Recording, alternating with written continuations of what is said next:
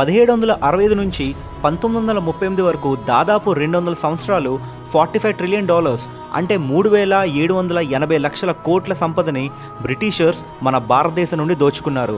17వ శతాబ్దంలో ఆంగ్లేయులు వచ్చినప్పుడు ప్రపంచ జీడిపిలో 23% మన భారతదేశం నుంచి వచ్చేది. 1947లో బ్రిటిషర్స్ మన దేశాన్ని వదిలి వెళ్ళినప్పుడు అది 4%కి దిగజారిపోయింది.